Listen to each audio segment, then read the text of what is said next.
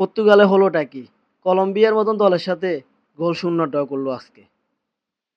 এই ওয়ার্ল্ড কাপের শুরুর আগে পর্তুগালকে নিয়ে সবাই কি চিন্তা ভাবনা, পর্তুগাল এবার চ্যাম্পিয়ন, ওয়ার্ল্ডে সবচেয়ে মিডফিল্ড সেরা দল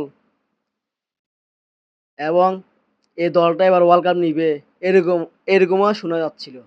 বাস্তবতা চিন্তা করলে পর্তুগালের গ্রুপ পর্বে খেলাগুলো দেখলে বুঝতে পারবেন এমন কোনো পারফরম্যান্স করে না যেটার কারণে পর্তুগাল চ্যাম্পিয়ন হবে। আজকে যেখানে পর্তুগালের সুযোগ ছিল মানে গ্রুপ চ্যাম্পিয়ন হওয়ার, আজকের ম্যাচটা পর্তুগাল যেভাবে খেলছে মনে হইতেছে পর্তুগাল গ্রুপ চ্যাম্পিয়ন হওয়ার কোনো দরকার নাই। আর ওইদিকে কলম্বিয়া একদম জানটা দিয়ে ফেলতেছে। যেখানে গ্রুপ চ্যাম্পিয়ন হওয়ার কথা ছিল পর্তুগাল, ওইখানে গ্রুপ চ্যাম্পিয়ন হয়ে গেছে কলম্বিয়া। চিন্তা করা যায় এই দলটার ভিতরে কি চলতেছে। এত এত ভালো ভালো প্লেয়ার থাকার সত্ত্বেও এই দলটা ম্যাচ বের করতে পারতেছে না। ওয়ার্ল্ডে বাঘা বাঘা মিডফিল্ড সব এই দলে, তারপর তারা খেলতে পারতেছে না। আজকের ম্যাচে যদি আপনি খেয়াল করে দেখেন,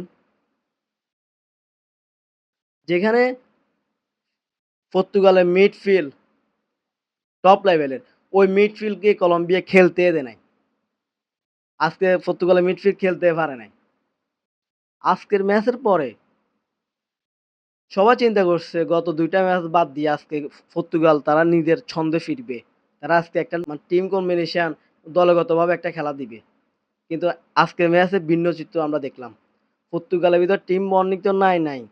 আপনি বুনো ফার্নান্দেজের বল কি একটা ইজি মানে একটা সহজ সুযোগ হারাইছে, যেখানে ও নিজে না মেরে ক্রিস্টিয়ানো রোনালদো ছিল, নেভেসের মতো ফেয়ার ছিল, ওদেরকে দিলে গোল হইতো। ও কি করছে, নিজে গোল দিতে যায় গোলটা মিস করছে। একদম সহজ সুযোগ মিস করছে পর্তুগাল। পাশাপাশি রোনালদো এক- একটা বল পাইছিল যেটা বারে রাখলে গোল, ওটা গোল দিতে পারে নাই। আসলে এই পর্তুগাল এই খেলাতে চ্যাম্পিয়ন হওয়া যাবে, এটা কি আজও সম্ভব? আর ওইদিকে কলম্বিয়া গোলটা তো পেয়ে গেছিল অফসাইডের কারণে, না হলে প্রথম হাফে কলম্বিয়া যে খেলা দিছে পর্তুগালকে খুঁজে পাওয়া যায় না। দ্বিতীয় হাফে পর্তুগাল প্রথম 10-15 মিনিট খেলছিল, মনে হচ্ছে না ছন্দ ফিরতেছে পর্তুগাল, কিন্তু এর পরে পর্তুগাল আবার আর নাই, ম্যাচে আর পর্তুগালকে পাওয়া যাচ্ছে না।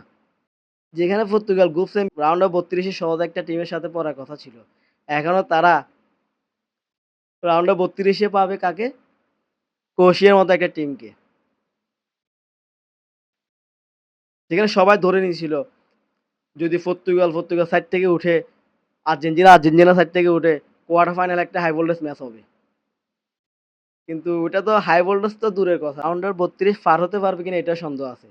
রাউন্ড অফ 32 যদি পর্তুগাল পার হয়, তো রাউন্ড অফ 16 মুখোমুখি হবে স্পেন। ওইটাও যদি পার হয়, কোয়ার্টার ফাইনাল মুখোমুখি হবে ফ্রান্স। এই পর্তুগালের দ্বারা কি সম্ভব?